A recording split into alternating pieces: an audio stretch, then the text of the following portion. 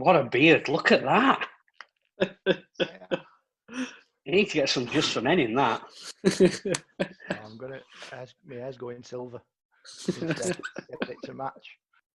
Bit upside down, isn't it? Can't just blend it in. It's one of them little freak of natures, Jeremy.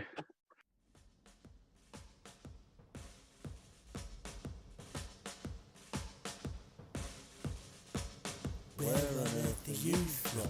We're from Lowerhouse. Hey up, you up. Have you been to Trip Shop? Wotfotdoo, wotfotdoo, wotfotdoo, wotfotdoo, la la. Wotfotdoo, wotfotdoo, wotfotdoo, wotfotdoo, la la.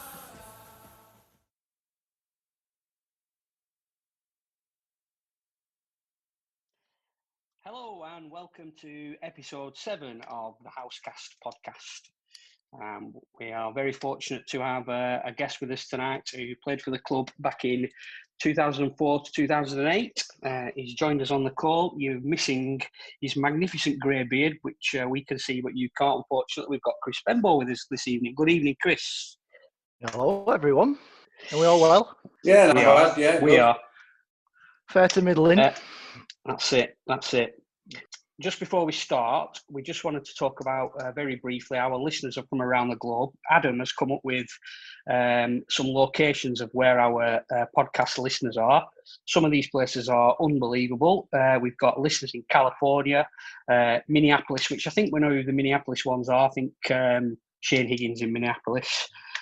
We've got some in South Africa and some in Australia as well. So we're being listened to from around the globe, not just around Rosegrove, which is fantastic. Chris, get straight into it. How did you end up playing for Lowerhouse Cricket Club? Oh, crikey.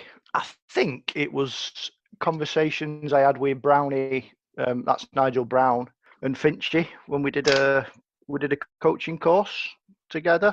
I'd left Goulburn in 2002 and then I played at Orwich for a year and I sort of fell out with it. And Finchy, Nigel, and I actually think I'd done a bit of coaching with Ben Eap, and he was a decent lad. And he said, "Come along, you'll have a laugh," and he weren't wrong. So we were both right, Jez, because Jez said Finchy was responsible for it, and I said I thought it was Brownie. So we were actually both right, Jez, which is nice. Yeah. 2 points each. Yeah. Do you remember your first game? The friendly or the... Yes, the friendly, yeah. Yes, I do remember the friendly. At Lytham. Where was it? Lytham, At correct. Lytham. Yeah. Tipper turned up to a dressing room that was already full of Lowerhouse players, plonks his bag down in the middle of the room and pulls out a pair of Tempin bowling shoes. This is a group of lads who've never met before. Well, we all knew each other, but we didn't know him. So there's a few sort of quizzical looks across the room as if to say, "Who's this idiot?" We weren't wrong there either, were we? Let's be honest. I think, didn't I ask? I asked a question, did anyone need any kit? Because I've got a pair of bowling boots in my bag if anybody wants. Can't think who it was. Yeah, what size are they? It's size 10, so I just pull them out, a pair of Tempin bowling shoes. Bit of an icebreaker. Ooh. And it was brilliant. I do remember it was because Lowerhouse being the club that it is, it's a very tight knit, and there's so much nepotism there, and outsiders. You don't welcome them that much without knowing them at all. So it was fantastic, that the initial start to it and the way you conducted yourself, Chris, without blowing smoke up your arse for that few weeks. That I'm sure there's other players not as good as you that came to play at Lowerhouse and probably other clubs that thought, "Fucking hell, this lot have played together for so many years. I'm never going to get part of this clique." But you were there, you got it, and you made so many good friends, quite early on, I thought. I don't know what you think, Duke. Yeah, definitely. I mean, that's a ballsy move, that, isn't it? Because it can go one of two ways, something like that. Particularly we've already got clowns in that team, like Johnny Russell and people like that. Johnny wasn't there. Well, Johnny didn't play that year, did he? Oh, of course he didn't know. 2004, you're right. You'd have had to wait a year before you... I had to wait a year before I had the pleasure of meeting Johnny. So we did 2000. We've already spoke about 2004 quite a lot, but obviously, seeing as that was your first year, we'll just skirt over it. What do you remember from that year? Because for us, obviously, we'd never won a trophy before. Your first year at the club, and we win something immediately. Obviously, it was all your doing. But did you sort of pick? Could you pick up? Were you aware that you sort of we'd never really done anything, and then all of a sudden we're in a final? Well, if before I'd come, if I'm brutally honest, I'd never heard of the club. I thought it was Woodhouses in Central Lancashire League, if I'm honest. But after that first game at Lytham, and I think was the first league game at Enfield, or was it Church? Might have been Church. Church at home. Yeah, it was a tight game. Church at home. Yeah. Church at home. Yeah. As with a lot of good sides, you was just a decent set of blokes, and when the collective is a bunch of mates who are playing to win for each other, you're going to do well, and I think we did. Fultz came, he scored. I was listening to Matt's little speech the other day, and he scored 1 million runs by halfway the season, and I think people clocked in the back end of the year, if you bowled him a long hop or an half tracker, he'd hit it down somebody's throat. So they did. He just got a fine array of full tosses and long hops, and he just hit it to people. Blaise had a decent year with the bat. Charlie scored a lot of runs. We just, I think if somebody didn't do anything and someone put their hand up and did it, with whether it be bat or ball, and as Matt always said, we took as catchers. No, it's right, Chris, and we did that to death the other day, and it was, as Dooch has just said there, we, the 2 or 3 years before that was a real, probably 5 years before that was a real transition period of all the older ones finishing playing, and the older ones, I mean, Stan and beyond, and then all of a sudden getting these new young lads coming through, the Dooches as group, things not going exactly as we thought, 2002, 2003, but then when you get, Finchy playing a lot of games, Vishal playing a lot of games, you playing a lot of games, and a steady pro, it was a recipe for success. But, it needed doing, and the more I read about that year, the more, some great memories and some great pleasures from it. I really enjoyed that. Well, because you said, or one of you said about, I can't remember any league games from that year. Right. But Matt said that. Yeah, I remember a few of the cup games. I don't know whether that's because I'd had too much drink and kept in my car for most of the year, but I've just not got a lot of memory of that year. Yeah. There's like certain games that stood out. Obviously, the final and then the semi. But apart from that, there's not a lot of memories. I can't really remember a great deal. I just know we had a good laugh. Yeah. You had a struggle remembering the Ramsbottom game, didn't you? Because we all remember that huge 6 that you hit in 2004. When you were batting with Charlie, and your brain is telling you that was the year after when you were batting with Macca. What do you think happened there? I thought it was, because I don't know. I know because I had a bit of a ding dong with Murali Kartik, because I think I got him out the year previous, and then he got me out and gave me a massive send off, and it's all just kind of amalgamated into one game. What do you remember much about the handbags? No, not really. I think he hit me on the shin, and I set off running. And then he gave me a send off. He grabbed me by the lid. He grabbed me grill and said something to me. And then Ron, being a big lad as he is, he came over and whispered something in his ear, and it was just a bit of handbags at 5 yards. Yeah, I mean, fortunately we won the game easily, or else I don't know, we might have made a bit more of it. But I think because we'd won that game easily, we just kind of swept it under the carpet a little bit. What else do you remember about the other pros apart from Muley? Because he was a bit of I'm going to say character, but you can insert your own word in there if you want. What about the other pros that you came up against? Do you remember any of that or not? What throughout the time, because obviously you're palling with all the pros that you played with, and obviously you're pals with Macca and what have you. But I'm just thinking about who the ones we came up against at that time. I always struggled bowling at Perris at Church. I don't think Reuben Perris. Yeah. I don't think I could get within 10 yards of him without him slog sweeping me for 6. I thought he was a decent player. Easily the best I bowled at was Greg Mail. Right. He absolutely destroyed me one day at Colne. He just kept chipping me over extra cover for 4. Just one bounce 4. Yeah. He was a good one. He got 200s against us. He played for Colne and he played for Church as well, and he got 100 for both sides against us. So he was a hell of a player. But there was loads. It's not like playing against.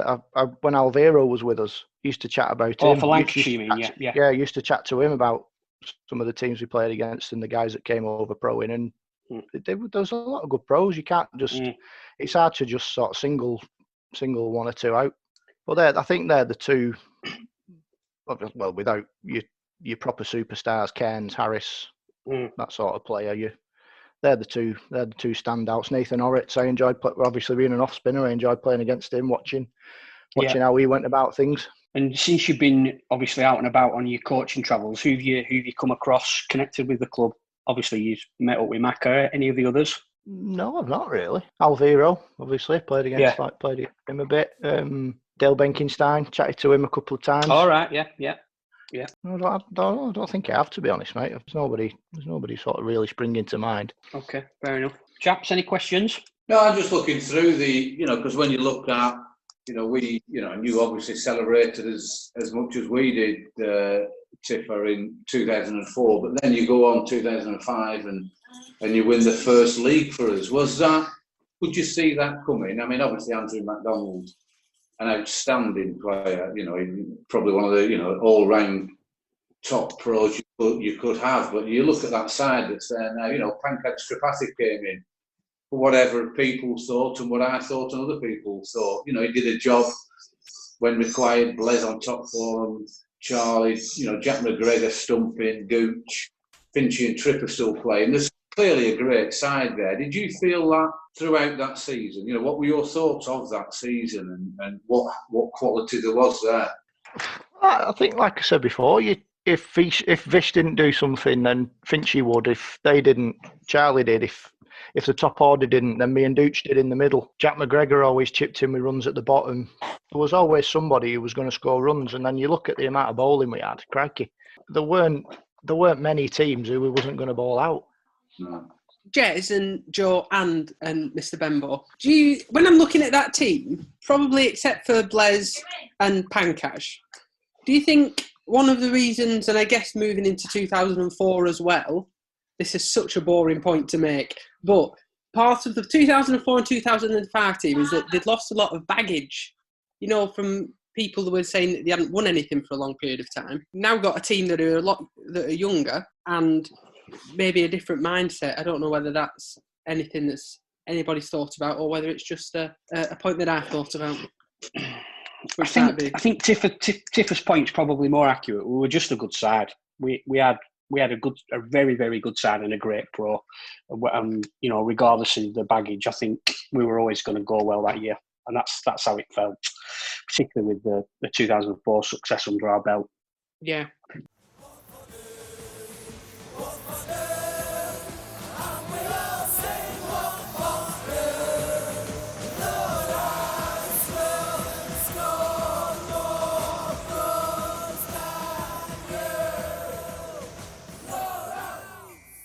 Tiff, just before we look at 2005, I'm just going to read a few stats out.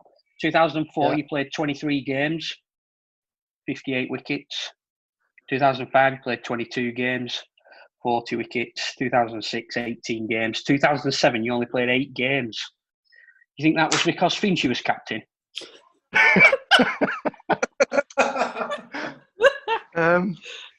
I did miss one of the years because I had a bit of a. I don't know if you remember. I had a bit of an operation. So a small operation, wasn't it? Was that? Yeah. Was that 2006 or 7? Well, you played 18 games in 2006, so that's almost a full season. It was 2007, which was Finchy's year as captain, that you only played 8 games. So you probably chose to have that surgery whilst he was captain, under no anaesthetic. Yeah. In all honesty, mate, I think I was getting to the point where I was just getting fed up with playing. Yeah. It was a bit busman's holiday. I was doing that much coaching, and then weekend was coming and playing again, and then the thought of fielding for 6 hours and not batting and bowling just got on top of me. I'm only joking, Jonathan. I'm only joking. Right, okay, let's have a look at 2005 then. That's our main topic of discussion. You actually missed the first 2 games of the season. I don't know. I can't remember why. I can't remember what happened there. You're probably, I don't know, on the piss somewhere or something. I don't know. And then your first game that you actually played, you open the batting. That's Enfield. Quite odd. Enfield. With at home, you open the batting. Finchy wasn't playing, so I don't know. We must have drew it out of a hat as to who was going to open the batting. I can't think of any other reason why you would have done it. But that was one of the 5 or 6 games that year that we. That was one of the 5 or 6 games from that year that we won. Which, another year we'd have got thumped. We were 19 for 4 batting first, and then miraculously, Chapati Senior 109, and we ended up getting 180-ish and bowling them out for peanuts. Andrew 8 for zip, didn't he? Yeah. Well, Tripp. There were a lot. You're right, Jez, in what you said. There were a lot of questions around his inclusion. I think you talk about motivation for playing. I suspect that he sort of came back to the club because he knew that we had a very good side, and we had obviously been around the club when we'd won the cup in 2004. Vishal was playing, Barrett was coming through, and all of a sudden, Pankaj wants to come back and play. Would he have done that if we'd have finished second bottom in 2004 and not won the cup? Possibly not. But anyway, we as a club, we decided that we were prepared to go with it, and that day, he played his part, didn't he? Definitely, because he won absolutely. He won us more than his fair share of games. Just he did, and he was still a very good slipper. What it's interesting, Joe Dooch, when you look at the scorecards, things do come back to you when you get to my age. What was? You're right, both of you, perfectly right. He did a job. He won some games, which is probably what's been missing, if we could say. If you agree, Joe Martin, in maybe the last 4 or 5 years where we've got one individual winning certain games that we didn't win. But what was the rationale behind it? The inclusion of him in the squad at the start of the season? Well, he'd approached us wanting to come back and play. Right. So, we're looking, if you look at that side, the only person who you could perhaps look at there would have been, who would have been playing if he wasn't playing, would have been Ben. And Ben was still only a kid at that stage. So would we have won the league with a 16-year-old, or however old Ben was at the time, in that lineup as opposed to Pankaj? Impossible to say. But in terms of the motivation for it happening, he sort of came back wanting to play, and we decided that it was a goer. Not everybody was for it, Jez, as you can probably remember. And I'm not taking credit or anything like that. On the balance of the information that we had, we decided to go with it. I know you pointed at yourself, and you could be pointing at your brother as well if he was here. But we decided we were going to go with it, and at various stages of the seasons, it paid dividends. Yeah, and it's all right. It's my attitude is potentially, good old Lowerhouse. He played with us before, and I loved playing with Tripp when I was younger. He was always a breath of fresh air. But it's probably a little bit of a selfish point, this, but I finished in 2004 because I thought, I've had enough. I'm tired. I'm struggling a bit. I'm 41. And there's so many young kids coming through here. Let's get them playing. And then you look in the Burnley Express at the following April. There's somebody coming in. So it's not. It worked out well. Like I said, there's no dramas about it, and there's certainly no issues. Crikey, I was celebrating as much as you guys were. And then I don't know if you listened to the last episode, Tipper. When you looked at my figures, I was probably getting second in 2005. No, but you're right, Jez. If we'd have been bottom at league in June and we'd have been falling out in lumps, then we might have taken a different view on that. But certainly that day at home against Enfield, when we were 19 for 4 and Tripp got us 100 and won us the game, then everything went quiet for a few games at least. Yeah. So I can't remember that game. Well, looking at how you battered, I'm not surprised. I've not a clue. And how many balls did I face? About a dozen. They had Danny Laws pro. Do you remember him? From County Durham. pro. Played at Durham. He played. I think he played at Essex for a time. Yeah, Essex. I think. Yeah. Remember on cricket? He got 7 for. He hit me on the shin. Shocker. Yeah. Yeah, we're going down leg if I remember it. Yeah, probably. They usually were. Pitched outside that one. I can remember Trips 100 because I was absolutely mesmerised by it. I thought you was going to say clattered then. How old would you have been then, Joe? I'd have been 10, 11. I'd been 11. I remember you walking around Fielding final selling them CDs. Yeah, there were me, Johnny Whitehead, and Mark Sean. Whitehead. Yeah, and Sean. Yeah. Selling CDs. Brilliant. Selling CDs. I mean, do you know, I listened to that CD. Well, I didn't listen to a CD. It was on SoundCloud. Can't remember the last time I used a CD, but that doesn't matter. On SoundCloud, and I listened to the Joe Beneduces song, and Wotfotdoo's on there as well. Still don't know what that means, but there we go. Ridiculous. Do you want to explain that to us? What you have to do. Wotfotdoo. Okay, fair enough. How do you do that? Right. Wotfotdoo is put in it nothing.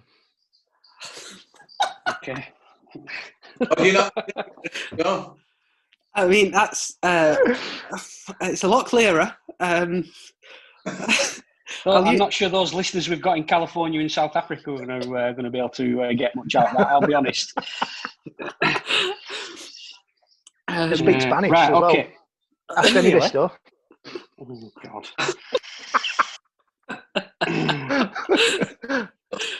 Can you still speak German, Joe? Charlie can speak German. He's fluent. What's the fastest cake that you've ever come across, Tiff? Oh, the fastest. Probably a scone. Wonderful. Right, anyway, back to the cricket. After the Enfield game, we had a few nondescript victories. We beat Ramey, Aki, and Bay Cup, and then surprise, we lost our first game against Nelson, just like we'd done the year before. Back end of May, we got thumped by Nelson. Then we lost in the Interleague Cup. Yeah, dust ball, the absolute dust ball at Nelson. Yeah. Kept really low. Yeah, they had Horrocks, like you say. And I think we stumbled to about 120. Jez, I don't know if you got the card. No, 112 at Nelson. Then after that defeat, we then got beat by Rochdale in Interleague Cup. Do you know who their pro was that day? Give you a clue. Kiwi, been in the news for all the wrong reasons. McCullum. Oh no, lefty. Craig Spearman. Oh, and No, Lou Vincent. All right. All right. Well, it's another game I can't remember. Right, what about this next one? I think you might remember this one. Next game, another defeat. So 3 on the rip. Worsley Cup at home against Haslingden.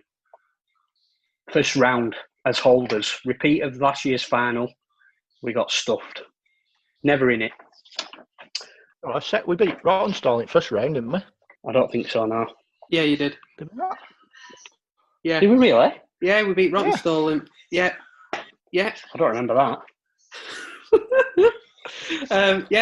Rottenstall got 184. You didn't play, Joe. Finch, you were captain. All right. No wonder I don't remember it. Adam will cut this out. So anyway, after that, we played Haslingden, second round at Worsley Cup. And we got stuffed. Oh, yeah, I remember that game. Yeah, we got stuffed that day. It weren't a good day, that, or a bad day. Was that at Haslingden at home? At home? No, it was at home. Yeah, it was at home. They got 230 and we were about 170 all out, I think, from memory. I remember playing them we played as it at their gaff in the league, and Dasher hit me to the moon over the houses at the far end, and I actually think I passed it on the 65 on the way home. There was another bad day. There was another bad day at Haslingden. Anybody remember the T20 final that we played in that year? Yeah, I can. We played, I think it was straight knockout that year. I don't think we played much T20 cricket. It was straight knockout. We got a bye in the first round. So we literally played second round, semi-final, final.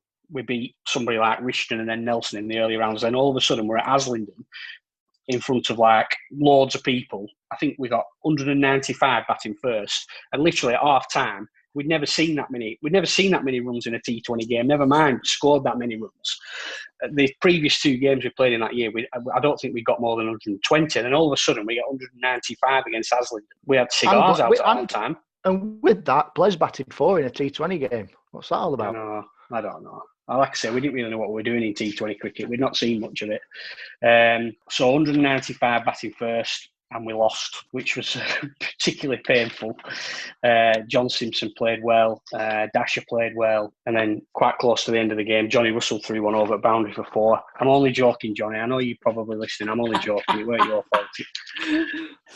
But after that, we kind of got our act together. We went on a really good run after that. Macca disappeared for a few weeks to go on a training camp, but we were lucky. We got some really good subs. We had Justin Croix for a game. Shane Harwood did a game for us. I don't know if you remember that, Tiff. At Burnley, I do. At Burnley, yeah. We batted first and got 300, and then it rained. Yeah, he bowled rapid for like an over, and then it rained. Finchy got 120, and he got choked off, unfortunately. But yeah, we had some good subs. We managed to keep it going. But one odd game, and I keep asking you if you remember. I hope you remember this one. We played Rottenstall at home in a rain-affected game, which we won, and it ended up being a no result. Do you remember? Yes, I do. They batted first. They were 67 for 2 after 24.5 overs. The rule was that you had to bowl 25. So as the umpires were removing the bails, we rightly said, shall we not just bowl this last ball? And it counts as an innings. And Kenny Ferguson said, no, you don't need to. If you started the 25th, that constitutes a game. So we went back off into the changing room, sat around and waited for hours and hours and hours. It stopped raining at a stupid time in the afternoon. Late on, we had 10 overs to get the full total. Ewan Pankaj opened the batting and got them in 6.3 overs. Lowerhouse win the game. Or so we thought. Turns out that it was a no result because we'd not bowled 25 overs. We'd only bowled 24.5 overs. If we'd bowled one more ball in the first innings, we would have won the match. So you can imagine the air was pretty blue, but what can you do? Not a lot. Not much. Joe, at this point, were you top of the league? No, we were up there, but Rami were top. We were behind Rami till we beat them really in a few weeks after. Right, but you were still pretty confident at that stage, were you? Well, yeah. We'd won a lot of games. The only games we'd lost in the league at that stage, the only game that we'd lost in the league at that stage was the Nelson match. So we might have still been top. We might have been top at that stage, Joe. But when Macca came back at the start of July after his training camp or his tour or whatever, I can't remember exactly what it was. We lost 2 games again on the. We lost to Nelson again and Haslingden again at the start of July. So by that stage, we were definitely behind. Right. But then again, we put a bit of a run together. We beat Burnley away in the rearranged game from when Finchy got 100. There was another bust up that day involving Pankaj. We chased down Burnley's score. I think they got 230ish, and we chased it down really, really comfortably. Macca got 80 odd. At the end of our innings, when we were coursing to victory, Pankaj was batting with Macca. Macca felt as though when Macca had hit the ball into a gap, it was always going to be a coasted one. But when Pankaj hit it, he was herring around looking for 2s. Relatively minor. This must have been brewing for a little while. But when they came in, we just won at Burnley. And they came in the dressing room and started tearing strips off each other in the changing rooms. Macca was calling him all the names under the sun, and Pankaj was giving it him back, and it was a really, really awkward moment. What do? Do you let him carry on? Do you get in the middle of it? I didn't really know what to do with it. I just let him carry on, and they ran out of steam. But it was a very strange moment. We just beating our local rivals and our pro and our oldest player tearing strips off each other in the changing room. Yeah, I didn't know that, Joe. I didn't know that had gone on, but it's for the little bit I knew Andrew and his demeanour, and the way I know Trip, I could see it happening. I can see that it's you know, Andrew McDonald's, you know, probably the top pro, and it's proving where he's going these days. You know, how he's developing now, and he would have seen something, you know, that he just didn't. It was just cricket, chaps. It's just not cricket. Yeah, you're right. And you know, if that could have easily gone another way, you know, at that stage of the season, I'm just looking for when that was. It must have been late July. That. So we're right in the meat of July the season. it was. It would have been easy at that stage for the wheels to come off. But the other thing, what you were asking earlier, Jez, about the motivation for Pankaj, don't forget he had a very young, impressionable opener by the name of Vishal Tripathi in the side as well. So, you know, if the wheels had come off at that stage, and in another time we might have well said to Pankaj at that time, look, enough's enough off your pop. Yeah. Would it have just been him that went, or would we have lost 700 runs at the top of the innings as well? So I think that probably was a factor. Yeah, well, if you know, as a captain, if you're prepared to be held to ransom, then that were your call. Well, sometimes you have to do these things, don't you? If you want to chase it worked, the Joe, didn't it? It worked, didn't it? Sit on the fence, get across the line. So we're rattling through the games. We beat Rishton away, but then the real crunch game came at the start of August, end of July, 31st of July. We got to Ramy, and they're top, and we are right behind them. They've got Muley Kartik, who we've already mentioned, very, very, very good league professional, got a lot of wickets, handy with the bat as well. Johnny had one of his great days. He bowled them out 7 for 36. Matt chipped in with a few at the other end as well, and we bowled them out for 75, bowling first. So you know, this game, I remember there was a lot of heat around this game. It was really being talked up as a, you know, potential title decider, even though we were a month out, and to go there and bowl them out for 75 was a great boost for us. I mentioned earlier we didn't have Finchy playing, so Tiffer opened the batting, and I can remember this clear as day. That wasn't always the plan, but because they got 75, and because we knew Kartik was just going to wheel away from one end, it made a lot of sense. Let's send the slogger out to try and put him off his length. Get under his skin. Yeah, certainly did that. And while she only got 10, it obviously worked because he did lose his rag completely that day. And Mac was brilliant. He saw us home 30 odd not out, and we got out of town. We a full 12-point victory, and that sort of really set us on the way. Then I don't think we lost them the game until after we'd won the league at that stage. So that was a great day, really, really good day. Dudes, just before you move on from there, Tiffer, you only faced 8 balls and you managed to completely get under his skin. Yeah, I was good at it back then, Jez. I was a bit of a wind-up merchant back in the day. Where were you caught? It says Alt Court Bowl. No doubt it was some trying to inside out. I'm going cow.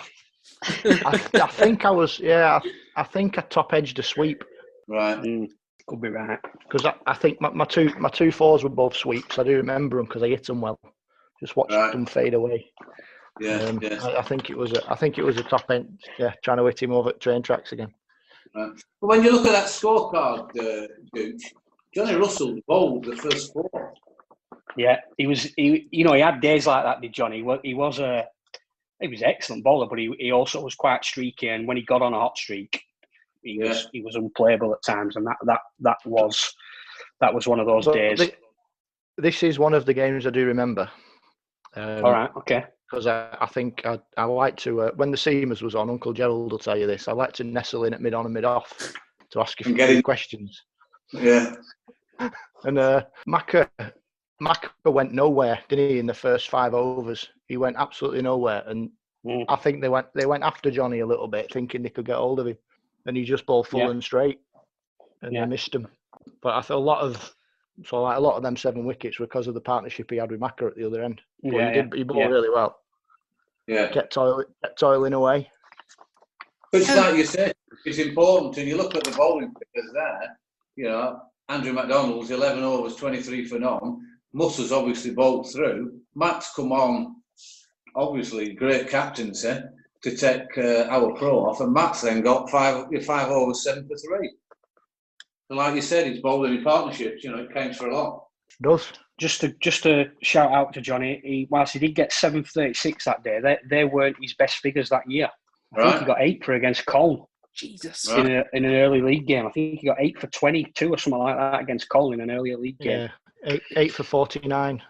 Yeah. All right, okay, excellent. 17 So, overs. we bigged him up.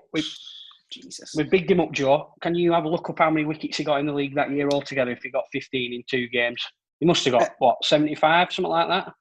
I can have a look. 2005, he took 38. 38, okay. Well bowled, Mus. Good work, Johnny, lad. But it's the big games that count, Dooch, as you know. Correct. I don't know if you can remember, Joe, this is slightly late, but we once sent you in as a pinch hitter at Rishton. We were playing something Thomas. We kept blocking him from one end. Oh, yeah, I remember. A young amateur, weren't he? Yeah, and you said, send me in, I'll have a hit. What happened? You I were got out. caught at long off. At long off. At least I'll try and hit ball square. And that was your exact response to Charlie when you walked back in. Yeah. At least I hit it.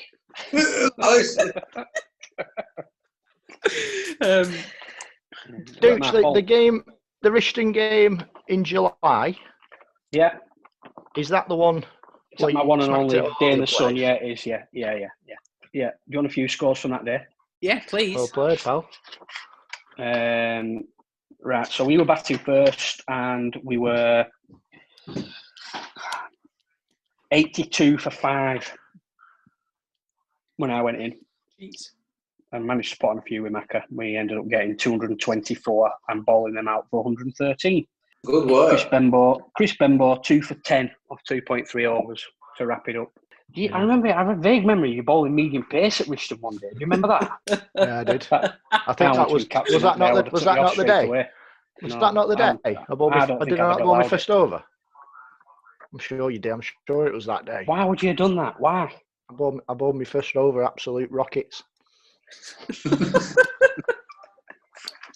Right, I just want to do 2 more games in relative detail.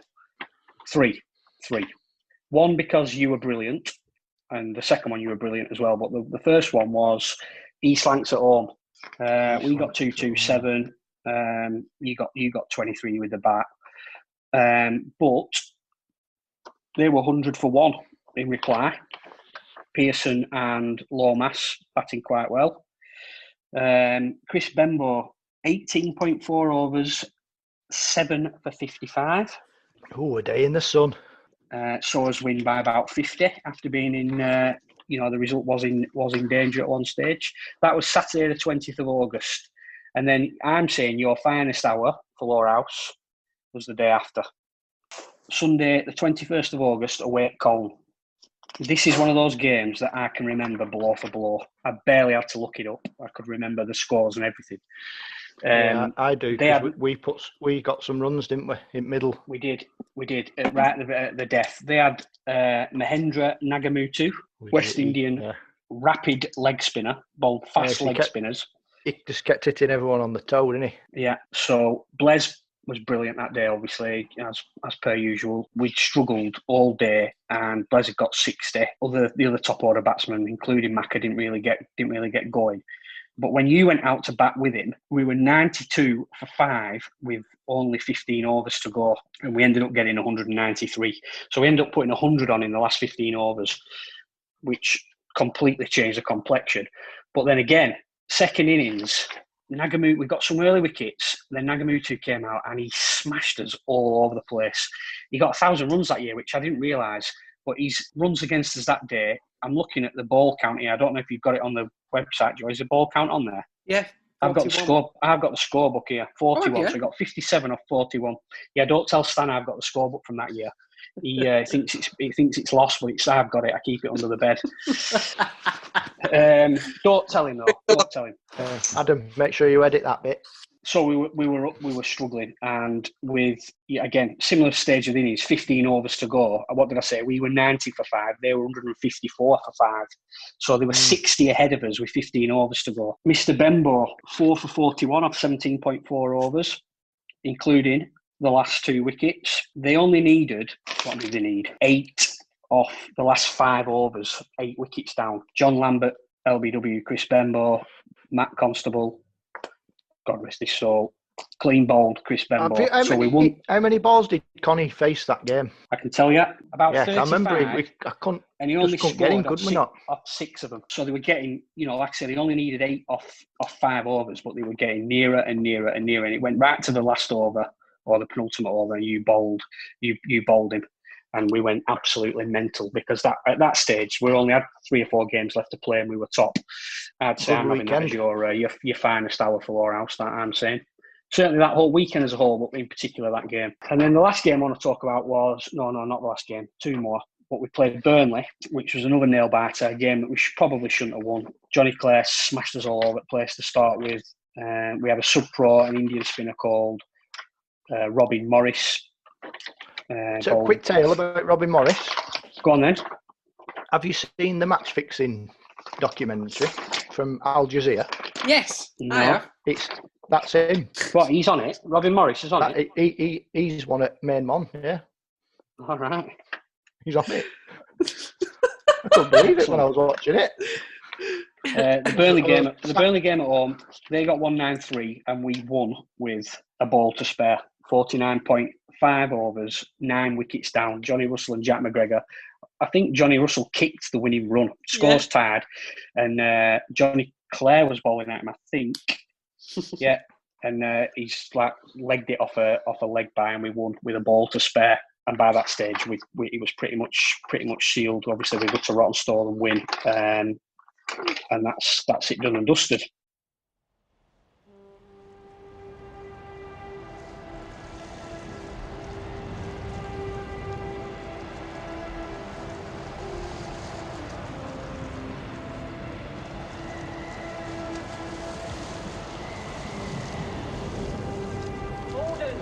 Ordered.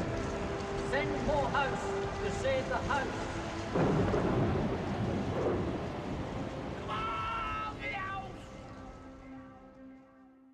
Can you remember much about the Rottenstall game? Can you remember anything about what happened that day? Who we had as pro? Anything? I remember Kenroy. Kenroy Williams. Easily he is definitely my favourite sub-pro I've ever played with. Why? Because he didn't have a clue. It was brilliant. He came in the dressing room, and as you do, you introduce yourself and make a bit of small talk and have a bit of a natter with him. So I said, where are you playing for over here? And he didn't know, he couldn't tell me. I'm thinking, hang on a minute, it's September. He must have played 30 games this summer, and he doesn't even know what club he's playing for. So I watched him. He had a few taps on the outfield, and I'm getting a bit concerned. But he was, crikey, he was an absolute belter, him. I'd love to know what he's doing and where he is now.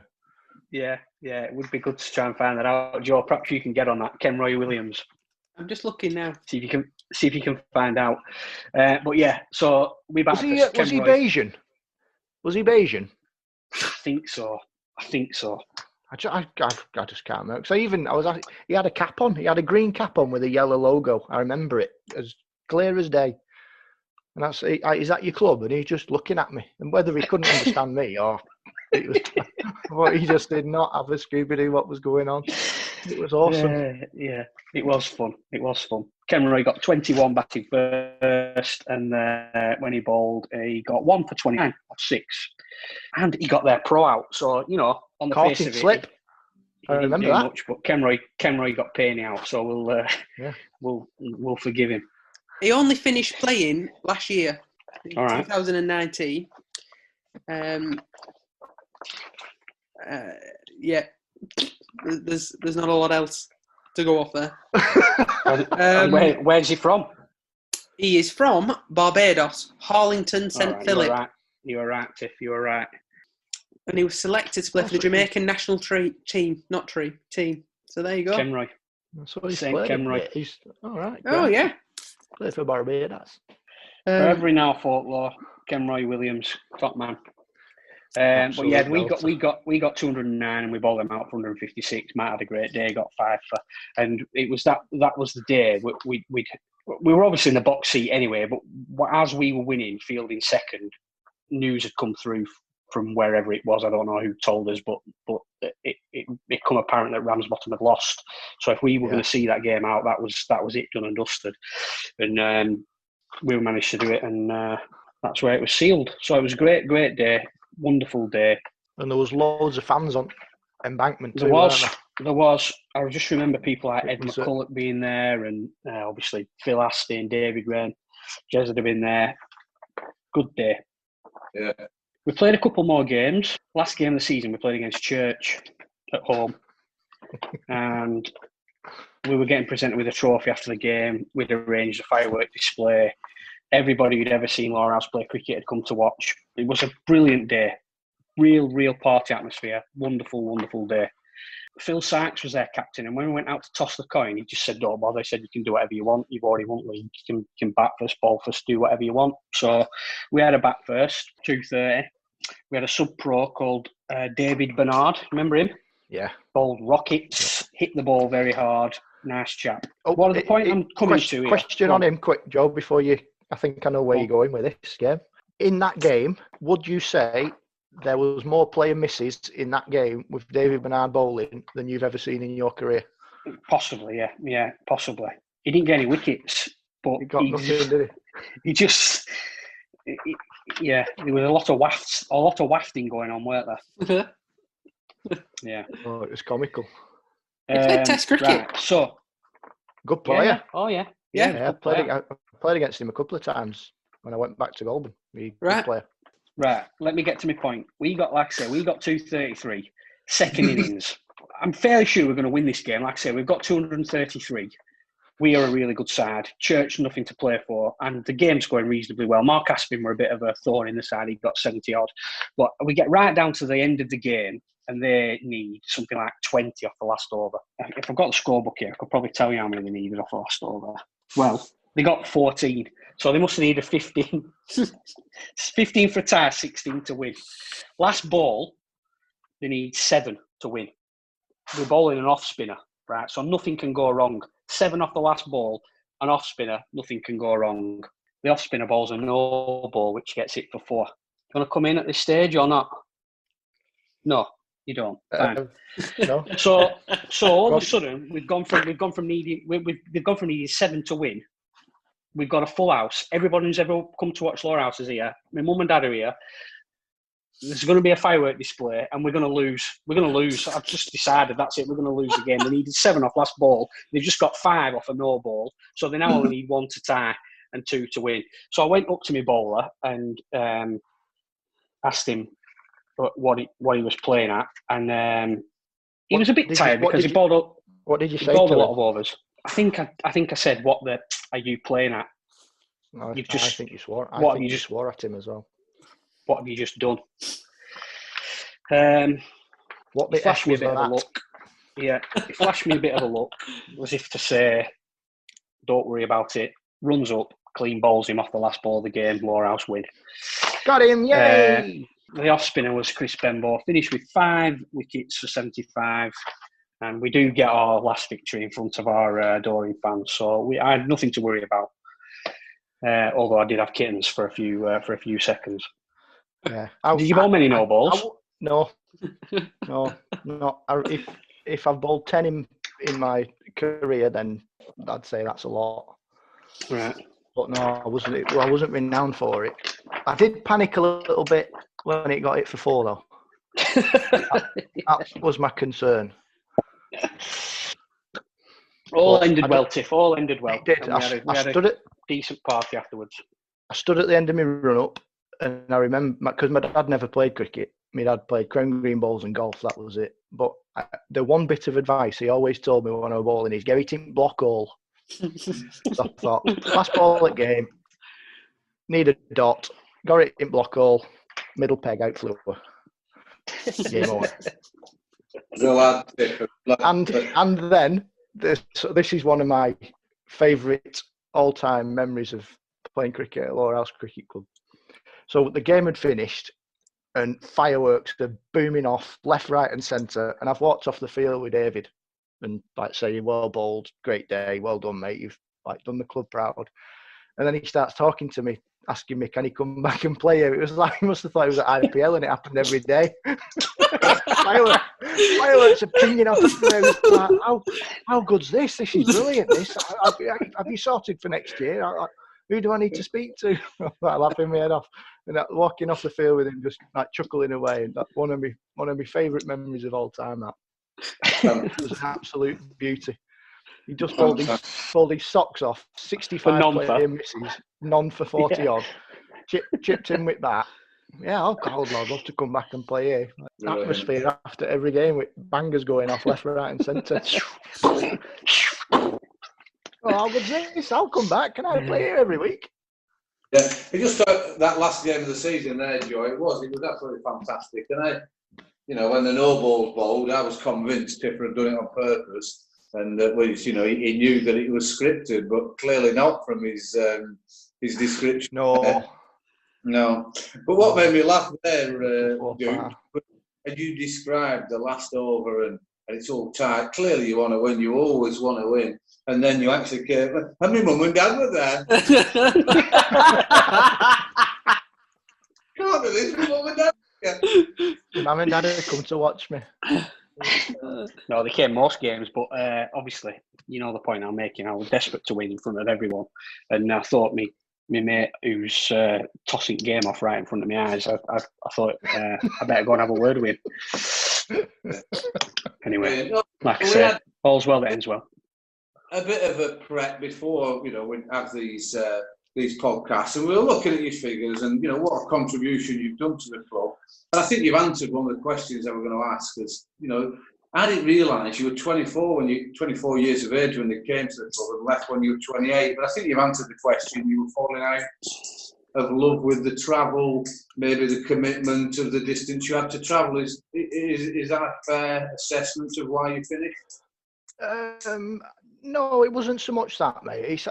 I think everyone at the club literally became part of my family. And if I stayed and have a drink with Dooch or with yourself and Matt and your Nick, even the young lads now, Cos and Scott, and I've kept in touch with them, and Scott came on with Stag Do, and I still speak to Matt Marquis and Johnny every now and again. So they became my mates and part of my family, but it was the time of I just didn't want to field. I just didn't want to stand there for 6 hours of my day. It wasn't so much the travelling. It never bothered me. I was working 5 days a week coaching, and then Saturday, Sunday you play in, occasionally Friday you play in. Like I say, it would become a bit of a busman's holiday, and I felt like I was like a joiner doing a foreigner every weekend. And I think Baz had just joined Addy the year before.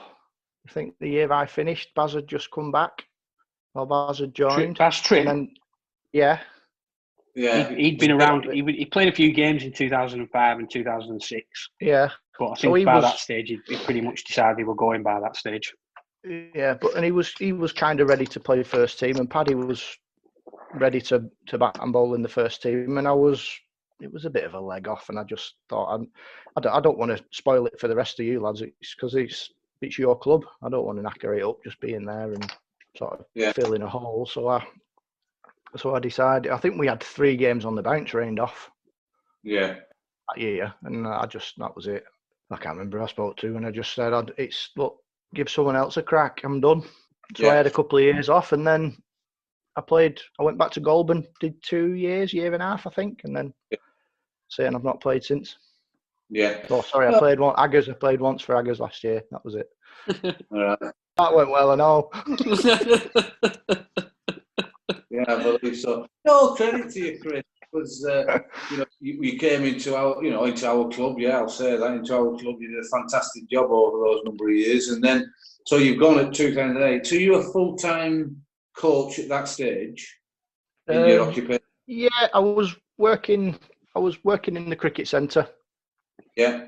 I was coaching in there, and we had a bit of a sideline working alongside my school college, so I was doing a lot of work on that. I'd just done my PGCE, and it was just getting too much, and I just decided enough was enough. I really want to be playing anymore. So I mean, that brings me on to what does interest me. I don't know if Dooch or Joe Martin, have you anything about Chris's career at Lowerhouse before we move on to what he's achieved in the last 10, 12 years? I was just going to ask, I seem to remember there being like the odd rumour that you might, whilst you're playing for Lowerhouse, other clubs might have approached you. Was that just rumour, or did that actually happen? No, I can't remember anyone ever. I think Rottenstall were always play. Mentioning that they were going to try and tempt you away. Did No. not happen, No. The only thing Vinny ever said to me was, "How much am I getting paid?" That's all he ever said to me. Right. How much are you getting paid? How much are you getting paid? You're not coming here for free. How much are you getting paid? So Rusty still owes me money. 4 seasons worth. Four seasons worth. Good luck getting that. Joe, have you any other questions for Tiffer about his Lowerhouse career? Slightly. Mine is slightly after his Lowerhouse career when he was the coach for my Lancashire team. I don't know if you can remember any of the incidents that over those 2 years, Tiffer. Maybe, go on. My first game, I arrived late because Sean took me. Sean was very kind, brought me to the game, and before we set off, he said, "Oh, who are you playing against?" I said Cheshire. So Sean started driving to Chester, and I think we were playing in Macclesfield or somewhere like that. I can't remember now. Toft, I think it was. Toft. So I arrived late, trotted on. I think Dev Patel was stood at slip. Never met anybody. That was the first game. You were keeping wicket? Yeah, kept wicket. Yeah. And I'd forgotten my sunglasses. So I kept wicket in a pair of aviators. The second game was a 2-day game at Southport. And I kept wicket. I took 5 catches, but I also dropped simplest catch I've ever had. It went really slow, and it just bounced out of my gloves. And I also caught one that day. On it. Yeah. Yeah, I remember it very well, Joe. Yeah. How many did he go on to get? Can you remember? I can't remember, but I think he got quite a few. 130 odd, I think he got. Yeah. What was he on when you shelled it? About 6, 7? I think he was on single figures at least. Nice one, Joe. Nice one. Absolute clanger it was. It was shocking, really bad. And then the last game, it was another 2-day game, but it was at Durham, and we stayed in a hotel overnight, and we had to go to the game with our suits on. So I got everything ready, took it, we drove up. Morning of the game, put my suit on, looking round, I thought, where are my shoes? So I'd forgotten my dress shoes. So I walked down to the cafeteria thing, like canteen, whatever you want to call it, with my suit on and my white Asics trainers, whilst Tiffy was having his breakfast. And he looked at me, started laughing, and said, "You look like a scouser going to court." I hadn't said anything at this point. I just had my trainers on, and I had to borrow some Converse sneakers that had like buckles and stuff on them, and they had like a white rim. A couple of people, because someone had to borrow Neil Gervin's shoes as well. They were like, yeah. I'm trying to think where that was. Was it a concert? Yeah, concert. It rained the first day, I think. Yeah. And we was in a position where we were going to win, and we ended up losing because I drove. We went on a minibus, didn't we? Yeah. And I drove the kit van. We used to take a little transit van, and I drove the kit van back. And so we come out of the ground, and I scratched the side of the van. So I was a bit annoyed about the game. I scratched the side of the van. I was annoyed about that because I had to pay for it, and then I got done speeding on the road back down to the dual carriageway. So all in all, it'd been a stinking day up in Durham. But I do, Joe. I remember all 3 of those. More so you dropping Ben Rain on about 6. I do remember. It stuck with me that strangely. I mean, I can remember that, and it was horrendous, and that was at the starting point where I thought, do you know what? I don't think I'm going to be a professional cricketer. What age group was that, Joe? Well, That's also it was 16s, but I was playing above my age group for some reason. I can't remember why, but they must have been desperate.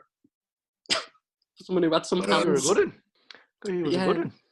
Well, so yeah, there were my coaching memories of Tiffa. I don't really have the only other game I can remember is when you played against Bay Cup. Now, I don't think you did anything, but we had a sub-pro called Ian Daniel. It was. Was that the game? Was that the game I kept wicket? Yeah. Yeah. Did Jack break it? Jack got injured finger. halfway through. Yeah. And you kept wicket. I caught Chris Harris down inside edge, didn't I? Off Scott Hope. Yeah. Great grab. Will Driver mentioned it on Twitter the other day. Oh, did he?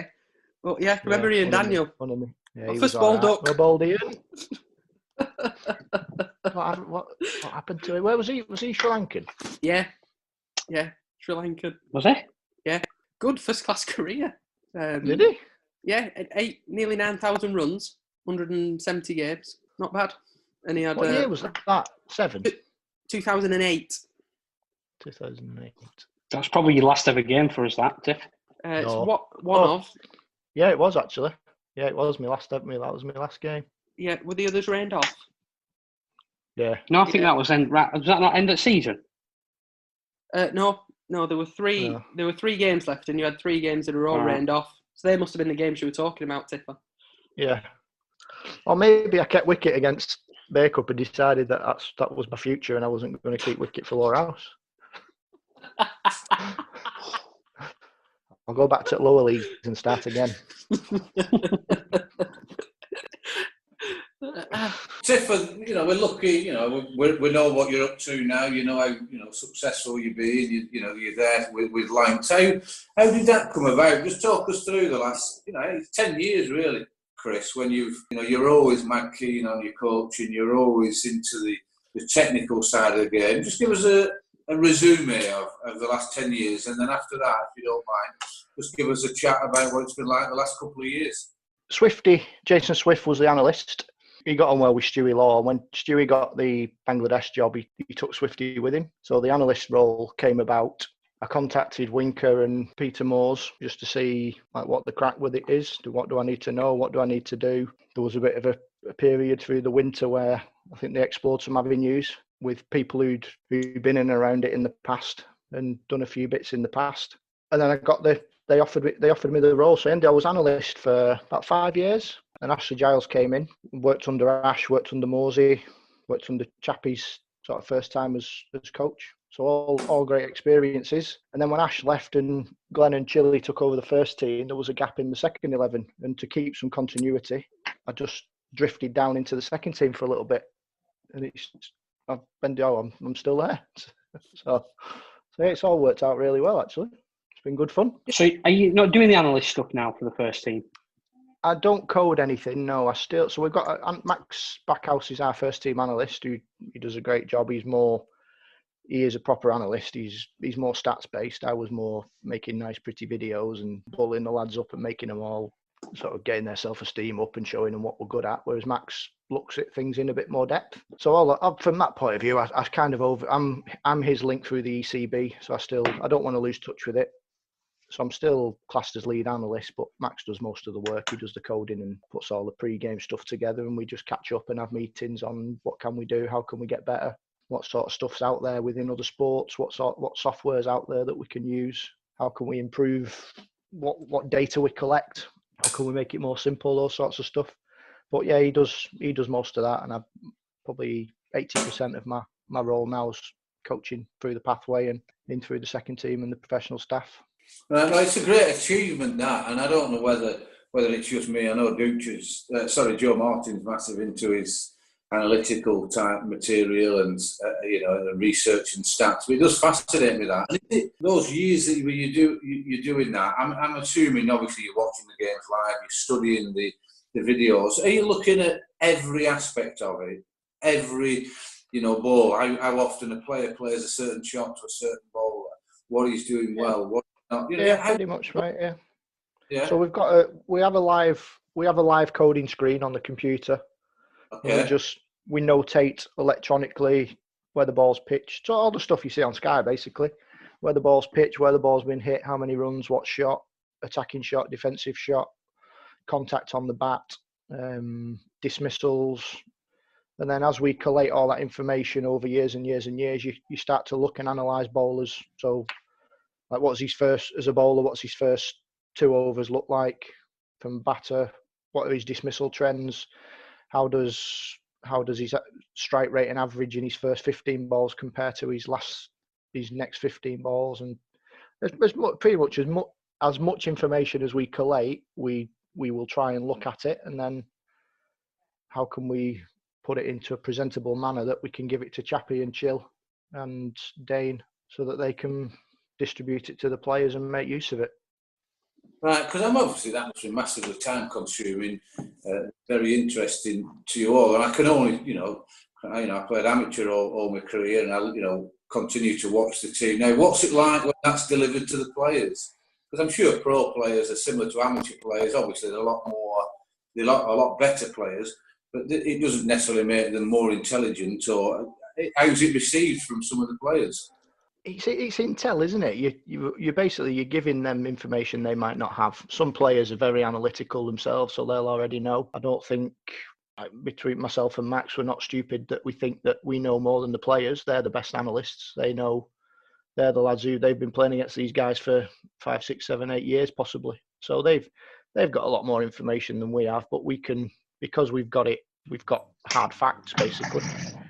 We can just drill down a little bit deeper and give them some information that either backs up what they think or challenges them. And there's no harm in being challenged. We're not all right. We don't know the answers. We don't know the answers to everything. So any information you can get is all good. Yeah, and so I assume from the answer you've given there, they do take it on board, and I think that is a new concept. Maybe in the last 5-10 years, whether it's football, cricket, people do take that on board and and utilise it. What do you think of that, Joe Martin? I know you've done little bits for major teams. What's your thoughts about that, and could it be something that could come into the amateur game? Yeah, well, I think it's really interesting looking at trends and patterns of play and how you can get more of an insight into who you're going to be playing against to see if you can have that upper hand. And it's actually before the coronavirus started. I was actually in the process of doing that for Ben. So I was looking through all the old scorecards and play cricket stats and any ball by ball data that we had that I was collating for all the teams. And I guess it depends on how much time people have for amateur cricket. I happen to have a lot of spare time.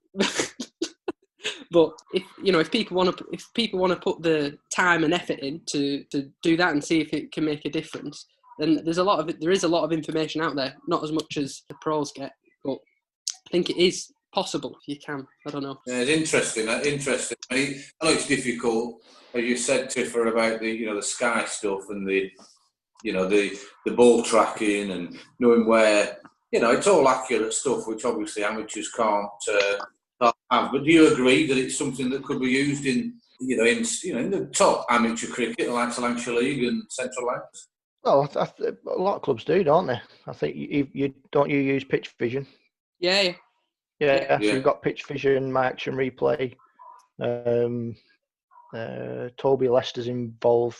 Him and his brothers have set a little company up called Waffle. So there's a lot out there. It pretty much does it for you. So if you want it, you can get it. That's the be all and end all. I think if you want to take things to that level and start exploring it, but you don't just want to, because it's cost effective. It's like financially as well. How much do you want to fork out for something you're not going to use? If you're just going to use it for video and streaming, you can do that with a camera and YouTube. So it's a balance of if you're that serious about what you're trying to do and how much you want to get better. Or the problem with the amateur game is, though, the players turn over quicker, don't they? The players move from not only from club to club but league to league. So you might not get the depth of data that you would in the pros. You're going to come up against the same bowler for a particular county year on year on year, where you don't necessarily get that, do you, Howard? I think, and I've not looked at it for a while, but I didn't play cricket been sort of souped up a little bit. Last time I looked, it had. Yeah, but we did. So The league did use play cricket for a little while, but I think it became cost prohibitive. So I don't think. Oh, Is it play cricket, Joe? That was, or was that somebody else? Initially, it was Cricket HQ. Oh, that was it. That's what I'm you thinking of. you have to pay for that. Yeah.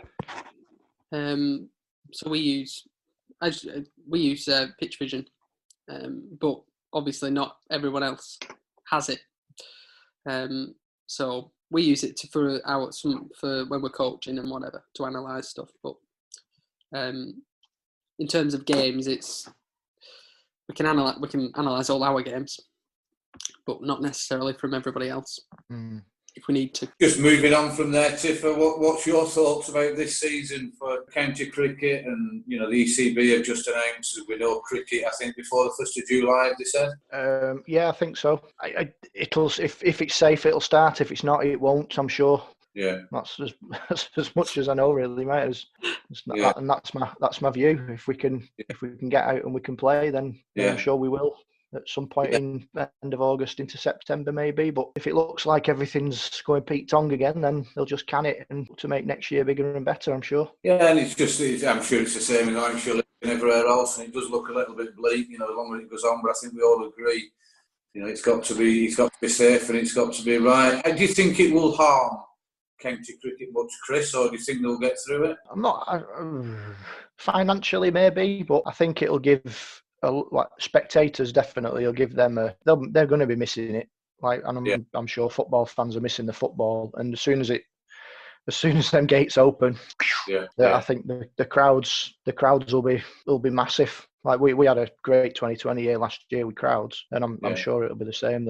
People will just run in, start to watch. So hopefully there's not all. Well, there's going to be revenue loss, but hopefully it's not too much that it damages counties. And if we are lucky enough that we can get a bit this year, what they get from gate receipts helps them and takes them into next year, and then we just get bigger and better, and we just do things smarter next year to bring in extra revenue. Just thanks, Tiff, for your time and going through that with us. Very enjoyable. Well, thanks for having me. It's an absolute pleasure. Good to see you all. Oh, we love it. Joe Martin, anything before I give the baggy blue plug? I have nothing to add. Thank you. Charlie Cotton and Chris Blazard are doing a great job, along with others, in establishing actual players' numbers for amateurs and professionals from the cricket club. So if there's anyone listening out there who played first team cricket at Lowerhouse and want to get their own baggy blue, as it's called, fantastic caps. You will have your own individual number on the rear, you can have your initials on, and they're only 25 quid. So go onto the website, have a look and get it ordered quickly, because we've got a bulk order going in. I think the seamstresses have already started to make the one for Matt Stansfield.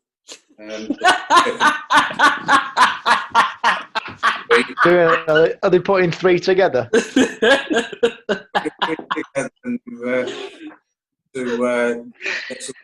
So if anyone wants one, get on the website. It's easy to order.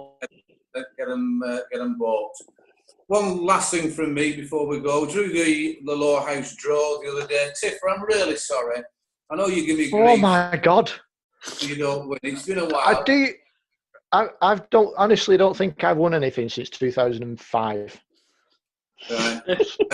Absolute schmozzle, this. I bet you must have took about $8,000 off me as well. I'm not one of been. We'll talk off air. £100 to Frank Porter, £80 to Clive Spencer, £70 to Seamus Alexander, and £50 to Paul Kenneth Stanfield. So they're the winners of the April draw. I'll try my best, Tiffer, next time. Crackpots, a lot of you. Anyway, lads, keep up the good work, won't you? Because it's thoroughly enjoyable. living in my pit. I'm waiting on. I've been poorly sick. I'm waiting on COVID coming in. Really? Should get my results in next day or two. You think you've had it? I'm not too bad today, but last 4 days it felt like I've been hit by a bus. Really? Yeah, I've been grim. So I've not had a shave for 4 days. That's why my beard's like 4 days, bollocks.